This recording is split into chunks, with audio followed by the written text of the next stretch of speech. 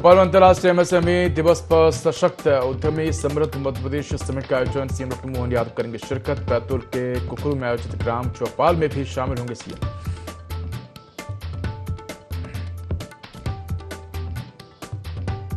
MP में UCC का draft लगभग तैयार, 9.5 लाख सुझाव मिले, शासन को रिपोर्ट भेजेगी कमेटी। 5 जुलाई को सार्वजनिक होगा ड्राफ्ट। छत्तीसगढ़ में बहुमंजिला भवनों में फायर सुरक्षा को लेकर सख्ती, नगरीय प्रशासन विभाग ने जिम्मेदारों को जारी की एडवाइजरी। अग्नि सुरक्षा व्यवस्था होगी मजबूत।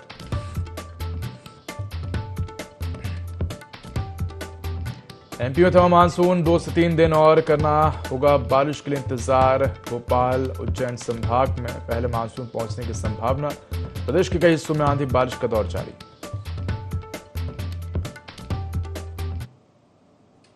नमस्कार, मैं उदय एनडी 24 में आपका स्वागत है। बुलेटिन की शुरुआत करेंगे तमाम बड़ी खबरों के साथ। खबर गोरखपुर से है, जब मुख्यमंत्री योगी आदित्यनाथ ने सुनी जनता की समस्याएं। गोरखनाथ मंदिर परिसर में आयोजित जनता दर्शन में बड़ी संख्या में फरियादी पहुंचे हैं। मुख्यमंत्री ने एक कर सभी फरियादियों से मिलकर उनकी समस्याएं सुनी। अधिकारियों को शिकायतों के त्वरित और गुणवत्तापूर्ण निस्तारण के निर्देश दिए। तो राजस्व, पुलिस और चिकित्सा, पेंशन और आवास से जुड़ी शिकायतों की सुनवाई हुई। भूमि विवाद, दबंगई और महिला उत्पीड़न मामलों में सख्त कार्रवाई के निर्देश दिए।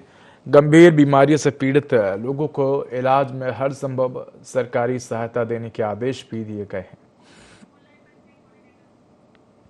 तो इसी पर अधिक जानकारी के लिए हमारे साथ फोन लाइन पर स्टेट कोऑर्डिनेटर रूबी जुड़ गए। रूबी, मुख्यमंत्री योगी आदित्यनाथ ने जनता दर्शन कार्यक्रम के माध्यम से आम जनता की समस्याएं सुनी, की अधिक जानकारी है? लगातार योगी आदित्यनाथ जनता दर्शन जरूर करते हैं। खासतौर से लखनऊ की अगर हम बात करते हैं या गोरखपुर की बात करते हैं तो जनता दरबार में लगभग 200 से ज्यादा लोगों की पहुंचने की जो समस्याएं होती है वो दूर करने की कवायद होती है। अब ऐसे में कहा जा सकता है जितने भी जरूरतमंद होते हैं, खासतौर से इलाज हो, मकान हो और जो जमीनों पे कब्जे हो जाते हैं, इन तमाम चीजों को लेकर योगी आदित्यनाथ से मुलाकात करते हैं जरूरतमंद। और लगातार इस तरीके से जो बैठक होती है जनता दरबार में, जनता खुद उनके सामने रूबरू होती है और अपनी समस्याओं का जब वो बताती हैं तो निश्चित तौर पे अधिकारी भी मौजूद होते हैं और कहीं ना कहीं योगी आदित्यनाथ उनको आदेश देते जरूर है कि इस तरीके से जो समस्याएं निकल के आ रही हैं वो क्यों हो रही हैं। और 1 हफ्ते का समय भी दिया जाता है अधिकारियों को कि इन समस्याओं का निदान किया जाए और उसके बाद दोबारा जो जनता दर्शन होता है उस जनता दर्शन में उन अधिकारियों से फीडबैक भी लेते हैं कि इनकी समस्याएं थी वो कहाँ तक पहुंची, कितनी दूर हुई हैं। और अगर वो फैमिली दोबारा उस जनता दरबार में आती है तो उन फैमिली से भी पूछा जाता है। खास तौर से उधर जनता दरबार में 2 चीज खास तौर से देखने को मिलती है। जब महिलाएं पहुंचती हैं या कह सकते हैं जब बच्चे पहुंचते हैं तो योगी आदित्यनाथ लगातार उनकी बातों को बहुत गंभीरता के साथ सुनते हैं और अधिकारियों के उस समय ही तत्काल प्रभाव से जितना जल्दी हो सके निस्तारण के लिए आदेश देते हैं। अब ऐसे में कहा जा सकता है जो जनता दरबार है लगभग 200 से 300 से लोग कवायद रहती की समस्या उनकी सुन के खत्म की जाए और जो हफ्ते भर का समय दिया जाता है उधर उसमें यही कयास लगाया जाता है कि समस्याओं का निदान हो जाएगा। अब ऐसे में आज लखनऊ, कानपुर, गोरखपुर में भी और खासतौर से लखनऊ में भी जो भी समस्याएं निकल के आती हैं उसका एक फीडबैक तैयार किया जाता है, एक रिपोर्ट कार्ड तैयार की जाती है और वो योगी आदित्यनाथ के सामने रखी जाती है। खासतौर से गोरखपुर में जो भी जनता पहुंचती है उसको स्वास्थ्य को लेकर, मकानों के कब्जों को लेकर, बच्चों के फीस को लेकर या ये कह सकते हैं कि जो जन समस्याएं होती हैं वहाँ के उनको लेकर जब वो योगी आदित्यनाथ से मिलते हैं तो निश्चित तौर पे उनकी एक उम्मीद होती है कि आज ये मेरा समस्या का निदान हो जाएगा। और कहीं न कहीं कई ऐसी जनता भी होती है जिनकी उन समस्याओं का निदान सेम डे में भी हो जाता है। बिल्कुल। और रूबी, कहीं ना कहीं अगर देखा जाए तो कई समस्याएं ऐसी होती हैं जो मुख्यमंत्री को जिनके बारे में जानकारी नहीं होती, छोटी मोटी ऐसी समस्याएं हैं क्षेत्र की। तो जब मुख्यमंत्री आम जनता से मुलाकात करते हैं तो उन्हें उन समस्याओं के बारे में भी जानकारी प्राप्त होती है।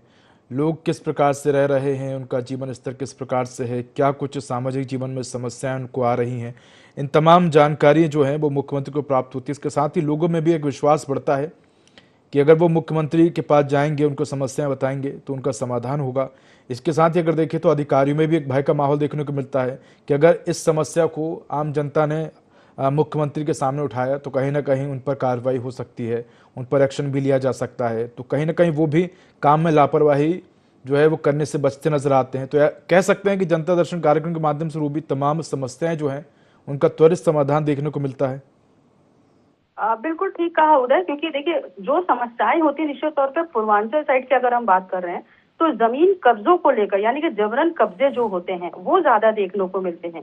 अब ऐसे में जो शिकायत करता है जब योगी आदित्यनाथ से मिलते हैं, यानी कि वो पुलिस को भी, वहां पे अधिकारी जो होते हैं उनको भी वो निर्देश देते हैं कि यदि कोई दबंग लोग हैं तो उनके ऊपर खासतौर से शिकंजा कसा जाए, और इसके साथ ही साथ कठोर कार्रवाई जो हो सकती है उसी टाइम, यानी कि उसी मौके पे ही वो करते हैं। अब ऐसे में कहा जा सकता है कि जो समस्याएं होती हैं, जैसे जमीन कब्जा हो गया या फीस बच्चों की बढ़ गई होती है, स्कूल के जो टीचर्स होते हैं मनमानी तरीके से अचानक से फीस बढ़ा देते हैं, या कुछ बच्चे जब पहुंचते हैं योगी आदित्यनाथ से मिलते हैं तो निश्चित तौर पर वो उनसे सवाल यही इसी बात को लेके करते हैं कि पढ़ाई करते हो, क्या पढ़ाई कर रहे हो, फीस कितनी जाती है। तो यानी कि अंदरूनी जितनी बातें होती है वो बच्चों के जरिए जानते हैं। अब ऐसे में जब बच्चे बताते हैं कि मेरा नाम कट गया, मेरी फीस जमा नहीं हुई है, तो निश्चित तौर पे उसी समय ही वो स्कूल के ऊपर कार्रवाई कर दी जाती है। तो एक उम्मीद जरूर होती है जनता की कि जब वो पहुंच रहे हैं, रूबरू हो रहे हैं मुख्यमंत्री से, तो निश्चित तौर पे उनका जो सामना है वो यानी कि आज समाधान हो जाएगा, इस उम्मीद के साथ ही जनता दरबार में पहुंचते हैं। बिल्कुल कह सकते हैं। और रूबी, अगर देखा जाए तो कई बार हम देखते हैं कि लोगों के क्षेत्र में कई प्रकार की समस्या होती, चाहे वो रोड ना बनी हो, नालियों की सफाई ना हो। इन तमाम समस्याओं को भी जब आम जनता उठाती है तो मुख्यमंत्री उन पर भी संज्ञान लेते हैं, क्योंकि बारिश का समय शुरू हो गया है और अक्सर इस तरह की समस्याएं जो है वो अब देखने को मिलेंगी। उदय देखिए, आज की अगर हम बात कर रहे हैं तो आज कुछ ऐसे लोग भी पहुंचे हुए थे जिनके पास अपना मकान नहीं है। अब ऐसे में जब मुख्यमंत्री से बोलते हैं कि मेरा अपना मकान नहीं है, जहां मैं रहता हूं उन मकानों की जर्जर हालत है, आसपास का निकलने का निकासी नहीं है, यानी कि पानी का भराव हो जाता है। अब ऐसे में आज मुख्यमंत्री की तरफ से आश्वस्त किया गया है कि जो उन्हें मकान है, यानी कि सरकार की तरफ से जो योजना चल रही है उसके तहत उनको आवास दिलाया जाएगा। और हर बार की तरह भी इस बार भी कुछ लोग जो पहुंचे हुए थे वो उनका यही था कि उनके पास अपना आवास नहीं है। तो अब ऐसे में कहा जा सकता है कि मुख्यमंत्री की तरफ से आश्वासन इसी बात का ही मिला है कि उनको जल्द से जल्द सरकार के तहत जो योजना चल रही है उनके तहत उनको वो मकान दिया जाएगा। तो अब उधर ऐसे में एक उम्मीद भरी किरण जरूर जाग जाती है, और ये भी कहा जा सकता है कि जिस तरीके से लोग पहुंचते हैं और वहां पे जो उनकी तमाम समस्याएं होती हैं, यानी कि रोजी रोटी, कपड़ा, मकान, जो भी उनकी समस्याएं होती हैं, उनकी उम्मीद इसी बात पे होती है कि आज मुख्यमंत्री उस चीज को जरूर दूर कर देंगे। बिल्कुल, धन्यवाद तमाम जानकारी के लिए रूबी।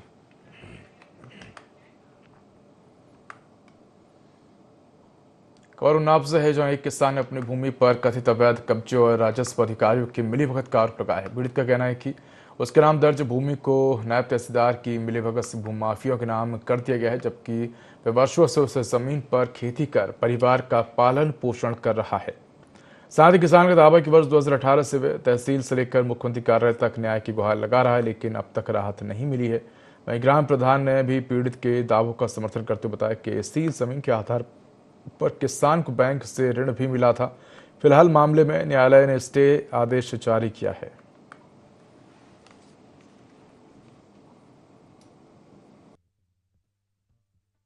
हमारे घर के लगे हैं बहादुर को, और सलीम इस बाद में सलीम के हाथे बेच डाला है। और अब सलीम को भैया अब हम व्यवहार दे माँ आदमी खत्म होगा, लड़ा लड़ा थी हम खत्म हो गए, हमार जमीन मिल चाहिए भैया। तो बैनामा दूसरा कराए, उनते बात बैनामा गिनाई है। दूसरी बात वही का लोन हम ही करावा रहे, बैंक से हमने लोन कराया है, वही के बाद इनके नाम जमीन हटके सलीम के नाम चली गए। वही काबिज भी है जी, इनकी जमीन नाम की काबिज भी है, नहीं भ्रष्टाचार भा है, वही हिसाब से जमीन चली गए है। मैं कहना चाहिए इनका इंसाफ मिलना चाहिए। खबर कांकेर से, जो सड़क निर्माण और कथित अवैध पेड़ कटाई मामले में नया मोड़। मामले में विवाद बढ़ने के बाद वन विभाग पर लीपापोती का आरोप लगाया। अंतागढ़ एसडीओ और रेंजर को नोटिस जारी किया है। साथ ही 3 वनपाल और 2 वन रक्षकों का तबादला सूची में दीनदयाल नेताम, आत्माराम पोटाई, अश्विनी कुमार नेताम शामिल है। वन रक्षक बहादुर सिंह ठाकुर और योगेश्वर सिंह ठाकुर का भी नाम शामिल है। ये खबर आपको बता रहे हैं,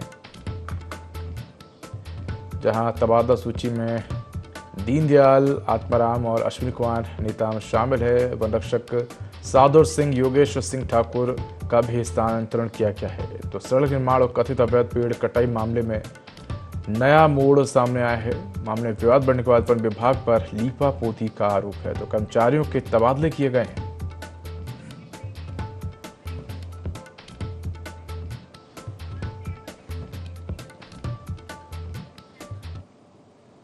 बढ़कर भोपाल से है, जहां बंद घर में पति पत्नी का शव मिला है। दंपति की उम्र करीब 50 वर्ष से अधिक है। तो ऐशबाग के सुदामा नगर की घटना है। बता दें कि घर कई दिनों से बंद था। किराएदार ने किराया देने पहुंचकर दी जानकारी।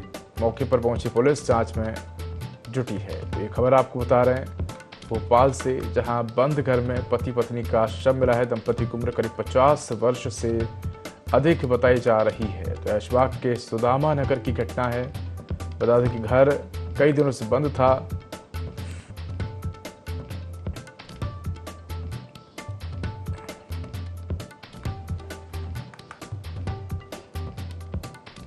तो दंपति की उम्र करीब 50 वर्ष से अधिक बताई जा रही है। ऐशबाग के सुदामा नगर की घटना है। बता दें कि कई दिनों से घर बंद था। इसके बाद जो किराएदार है वो किराया देने घर पहुंचा था। तो बंद घर में पति पत्नी का शव मिला है। बड़ी खबर सिवनी से है, जो अधिकारियों पर अर्थदंड लगाया गया है। 15 अधिकारियों पर कलेक्टर ने अर्थदंड लगाया है। लोक सेवा गारंटी के तहत सेवाओं का समय सीमा में निराकरण नहीं होने पर कार्रवाई की है। तो तहसीलदार, नायब तहसीलदार और सीएमओ पर भी जुर्माना लगाया गया है। ये खबर आपको बता रहे हैं सिवनी से, जब 15 अधिकारियों पर अर्थदंड लगाया गया है। 15 अधिकारियों पर कलेक्टर ने अर्थदंड लगाया है। तो लोक सेवा गारंटी के तहत सेवाओं को समय सीमा में निराकरण नहीं होने पर यह कार्रवाई की है। तहसीलदार, नायब तहसीलदार और सीएमओ पर भी जुर्माना लगाया गया है।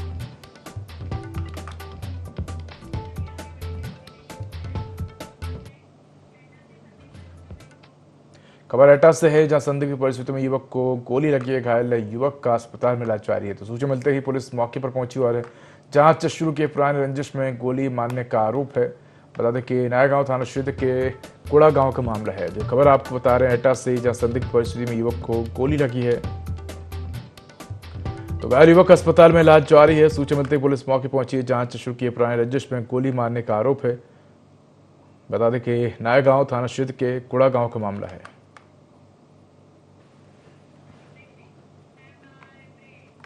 खबर एटा से है, जहां हाईटेंशन लाइन हादसे में 2 की मौत। गंगा स्नान के लिए निकलने से पहले गांव में बड़ा हादसा आए।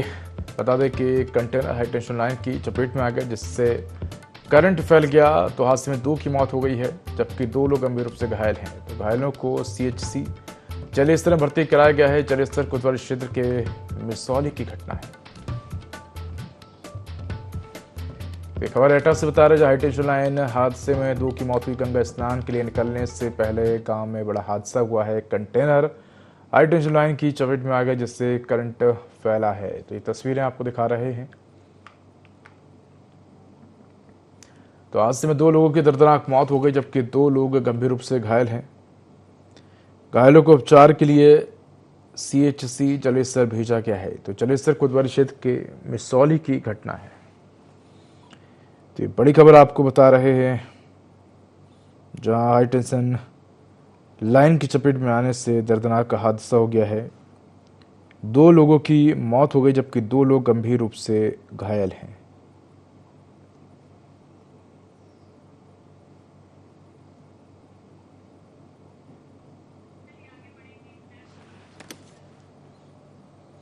रायबरेली के जगतपुर थाना क्षेत्र पुराने रंजिश के चलते 2 पक्षों के बीच हिंसक संघर्ष हो गई, जिसमें एक होमगार्ड समेत 3 लोग घायल हो गए। सभी घायलों को गंभीर हालत में जिला अस्पताल SAIMS रायबरेली रेफर किया। घटना के बाद फायरिंग की चर्चा रही, लेकिन रवि कुमार ने गोली चलने की बात से इनकार किया है। पुलिस के अनुसार विवाद शराब के ठेके को लेकर पुराने रंजिश का परिणाम है। मामले की जांच जारी है।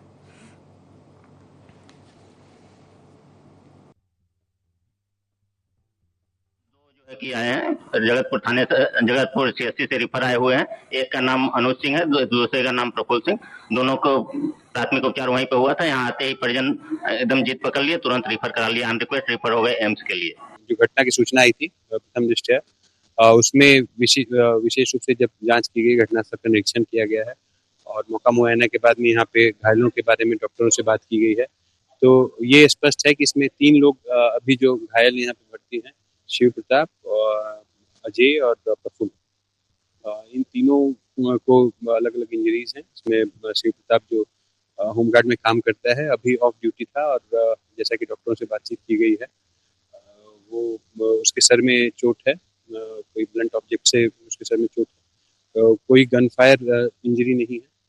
बाकी दोनों व्यक्तियों को भी चोटें हल्की फुल्की हैं, सिंपल जो नेचर में है, गन शॉट इंजरी नहीं है। बाकी एक्सरे कराया जा रहा है, अगर कोई फ्रैक्चर आएगा तो डिटेल पता चलेगा।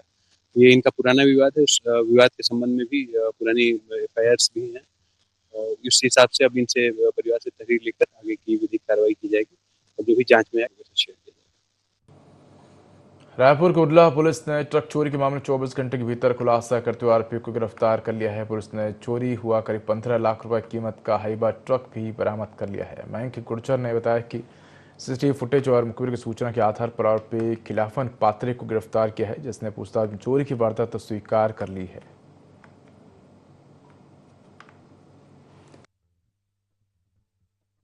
सूचना है कि SK इस्पात की एक जो हाइवा है वो किसके द्वारा चोरी कर ली गई है, अज्ञात पुरुष के द्वारा। उस सूचना के ऊपर पुलिस ने एक टीम लॉन्च करी और टीम ने आसपास के जितने भी CCTV थे उन सबको खंगालने पे जो रूट ट्रेसिंग की गई उसके हमें पता चला कि गाड़ी जो है वो ट्रांसपोर्ट नगर में पार्कड है। वहाँ पे जब गाड़ी को जाके देखा तो वहाँ से खिलावन पात्र जो आरोपी था वो भी वहीं मिला और गाड़ी भी वहीं पे मिली, जिसको गाड़ी को विधिवत जब्त कर लिया गया, जिसकी कीमत तकरीबन 15 लाख रुपए थी। और साथ ही साथ जो आरोपी था उसे विधिवत गिरफ्तार करके उसे जेल भेजा गया है। जब कठोरता से आरोपी से पूछताछ की गई तो जो रीज़न था इस पूरी घटना का वही समझ में आया कि आपसी कुछ विवाद चल रहा था, जिसकी वजह से वो जो मालिक था उसको फाइनेंशियल क्षति पहुंचाना चाहता था और इसीलिए उसने घटना। तो बड़ी खबर है, जहां बारिश से जलभराव हुआ है। 1 घंटे की बारिश में नगर परिषद की तैयारी के पोल खुली है। बारिश का पानी लोगों के घरों में घुसा है, खाने पीने का सामान और राशन भी खराब हुआ है। तो खबर शिवपुरी से, जहाँ करेला में पहली बारिश से जलभराव हुआ है। 1 घंटे की बारिश में नगर परिषद की तैयारियों की पोल खुली है। तो घर गृहस्थी का सामान बारिश के पानी में डूबा है, लोगों का खाना पीने का सामान खराब हुआ है। तो लोग अपने घरों से बारिश का पानी निकालते हुए नजर आए। ये तस्वीरें आप देख सकते हैं कि किस प्रकार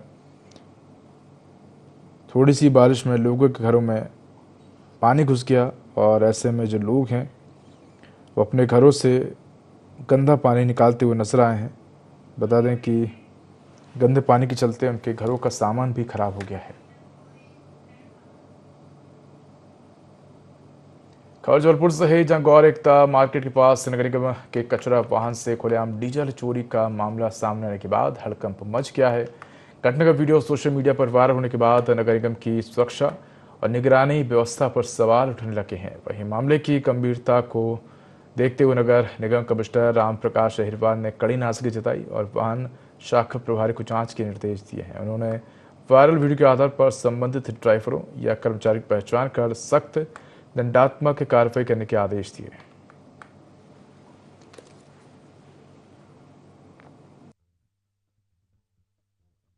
मुझे सोशल मीडिया पे एक वीडियो प्राप्त हुआ है जिसमें एक छोटा कंटेनर है, उसमें डीजल निकाला जा रहा है। ये बहुत ही गंभीर है और बहुत गलत है और इसमें हमने जो वाहन शाखा प्रभारी हैं उनको बुलाया है, वीडियो दिया है उनको, और जो भी ड्राइवर हैं या जो भी इसमें मिले हुए हैं कोई भी है उस पर हम बिल्कुल सख्त कार्रवाई करेंगे। इस प्रकार का होना अपने आप में बहुत ही गलत है और संस्था के लिए भी ठीक नहीं है और इसका वाहन की सुरक्षा के लिए भी ठीक नहीं है, दोनों तरीके से ठीक नहीं है। उस पर हम लोग बिल्कुल सख्त कार्रवाई करेंगे। मुझे और भी 1-2 शिकायतें प्राप्त हुई हैं, तो हमने जहां पे जो डीजल बाउचर है उसके संबंध में शिकायत मिली थी उस पर भी हमने किया है और वाहन शाखा प्रभारी हैं उनको हिदायत भी दी है कि वो स्वयं भी देखें, दिन में देखें, रात में देखें, जो भी शिफ्ट है उसमें देखें उसको और उसको व्यवस्था को ठीक करें। मुरैना के माता बसिया थाना क्षेत्र के ग्राम किशनपुर में पति ने पत्नी और अपने 2 बच्चों के धारदार हथियार से हत्या कर खुदकुशी कर ली। व्यक्ति ने वारदात को अंजाम देने के बाद रेलवे ट्रैक पर पहुंचकर आत्महत्या की है। घटना की सूचना मिलते ही पुलिस, वरिष्ठ अधिकारी और एफएसएल की टीम मौके पर पहुंची और जांच शुरू कर दी है।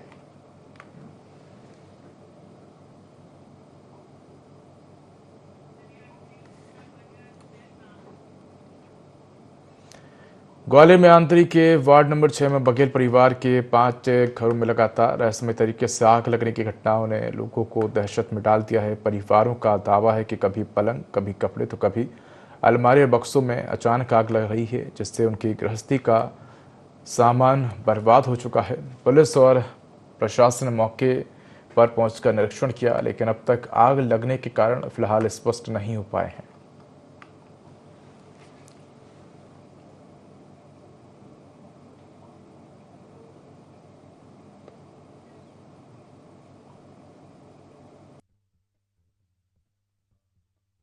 बीते मार्च के महीने से लग रही है और हमने सोचा था 2-4 बार लगी तो कोई शरारती व्यक्ति लगा रहा होगा, लेकिन ऐसा कोई सामने नहीं आया, ना कोई बच्चे आदमी का काम लगा। लेकिन जब धीरे धीरे बात घर तक आ गई और एक दिन में 10-10, 20-20 बार आग लगने लगी, तो तब हमने तहसील नगर पालिका जो सीएमओ को भी बुलाया और तहसीलदार मैडम जो पूजा मावई है यहाँ पे उनको भी बुलाया, वो भी आई थी और 1-2 बार उनके सामने भी आग लग गई है।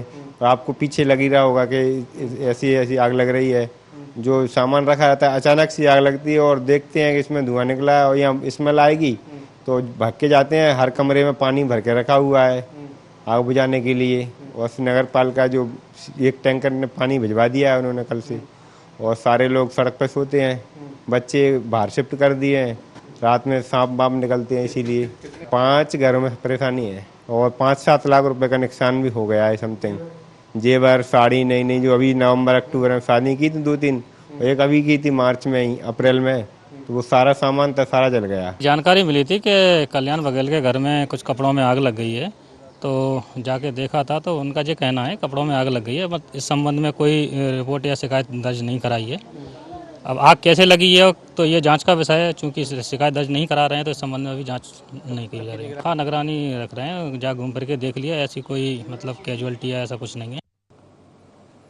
शहडोल पुलिस ने नशा विरोधी अभियान के तहत बड़ी कार्रवाई करते हुए करीब 6 लाख रुपए के स्मैक और भारी मात्रा में नशीले इंजेक्शन जब्त किए हैं। किरण टॉकीज क्षेत्र में दबिश देकर पुलिस ने 53 ग्राम स्मैक और 880 नशीले इंजेक्शन बरामद किए हैं और ऋषभ तिवारी, संदीप यादव, नितिन यादव को गिरफ्तार किया। पुलिस अब इस अवैध नेटवर्क से जुड़े अन्य लोगों और सप्लाई चेन की जांच में जुटी है।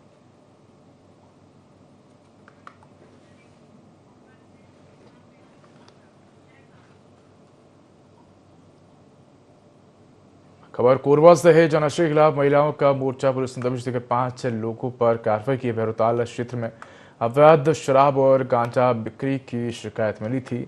सजग कोरबा, सतर्क कोरबा अभियान के तहत कार्रवाई की गई है। पुलिस ने महिलाओं के साथ बैठक कर जागरूकता अभियान भी चलाया है।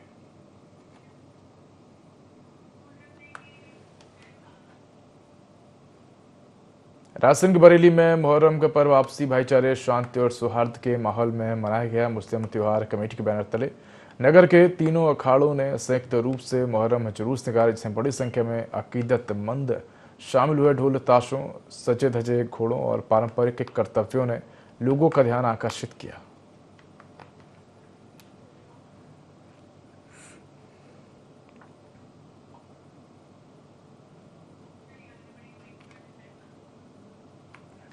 बड़ी खबर हापुड़ से है। तेज रफ्तार कार ने बाइक को टक्कर मारी। हादसे में बाइक सवार पिता पुत्र की मौत, महिला गंभीर रूप से घायल, अस्पताल में भर्ती कराया गया है। टक्कर के बाद कार हाईवे पर पलट गई है। हापुड़ देहात थाना क्षेत्र की घटना है, पुलिस मामले की जांच में जुटी है। तो खबर आपको बता रहे हैं हापुड़ से, जहां तेज रफ्तार कार ने बाइक को टक्कर मारी। हादसे में बाइक सवार पिता पुत्र की मौत हुई है, महिला गंभीर रूप से घायल है, अस्पताल में भर्ती कराया गया है। टक्कर के बाद कार हाईवे पर पलट गई है। हापुड़ देहात थाना क्षेत्र की घटना है, पुलिस मामले की जांच में जुटी है। तो तेज रफ्तार कार ने बाइक को टक्कर मारी है। हादसे में बाइक सवार पिता पुत्र की मौत हुई है।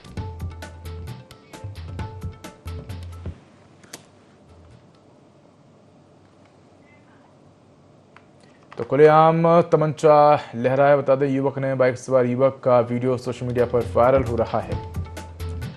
तो खबर आपको हापुड़ से बता रहे हैं, जहां हाईवे पर युवक ने खुलेआम तमंचा लहराया है। बता दें कि पुलिस ने आरोपी युवक को गिरफ्तार किया। मामला बाबूगढ़ थाना क्षेत्र का है।